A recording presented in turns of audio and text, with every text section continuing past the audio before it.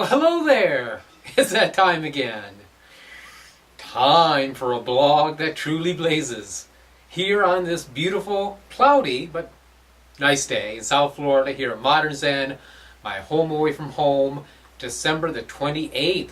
Ooh, coming up on that new year. Yeah, exciting. Exciting times.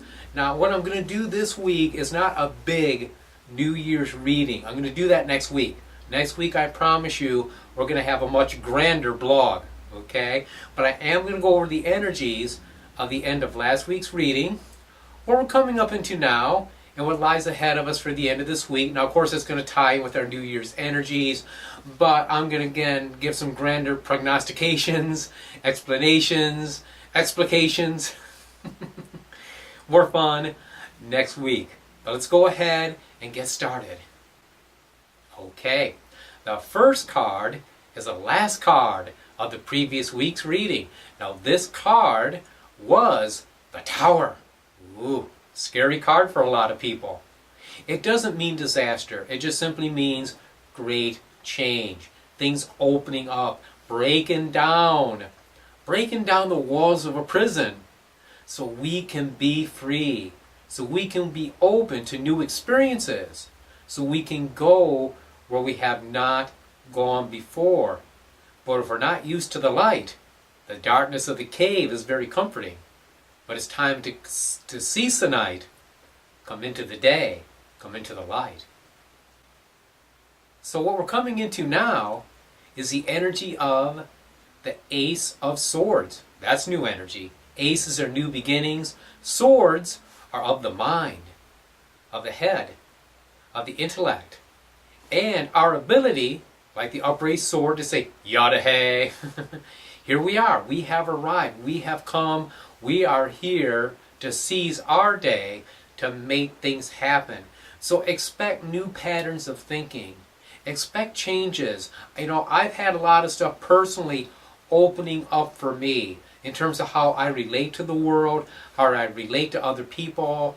A lot of things happening with my photography projects I've been working on, and also in my spiritual life. And the two are kind of intertwined for me, okay? So it's been a process of exploring, growing, learning, changing. And so it is for you, my friend.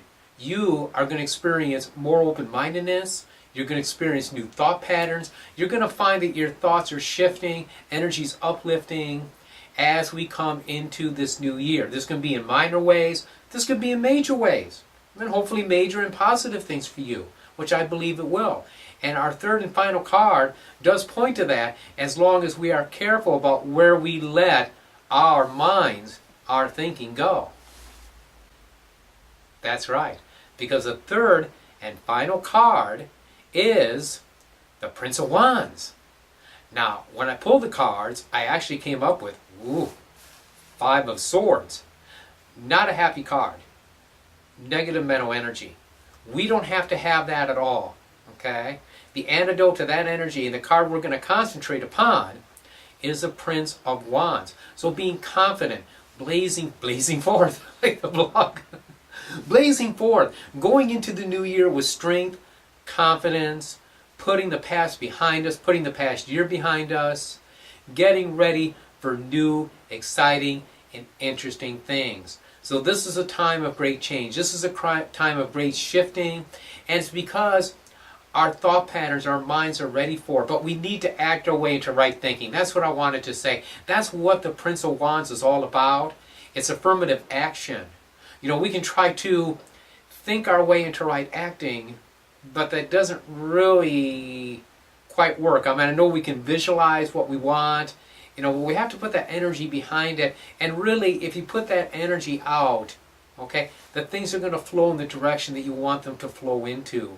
So focus on what you want. Focus on doing what you need to do to make it happen. And you're going to find that naturally your thought patterns are going to be in the right way. Stuff is going to come together for you. The universe will provide what you need to have when you most need to have it. You just don't want to slip into that negativity. And it's so easy to do that. But again, we're going to go over the forces of next year in this next reading at the end of the week. I promise you a much bigger reading, more detailed, and a lot of interesting information. Okay, well there you go. The blog blazed. You blazed with it. I love you. I appreciate you. I hope you enjoyed your Hanukkah, your Christmas, whatever holiday you celebrate. And I do wish to all of you a happy new year. And till I see you next week, many, many blessings.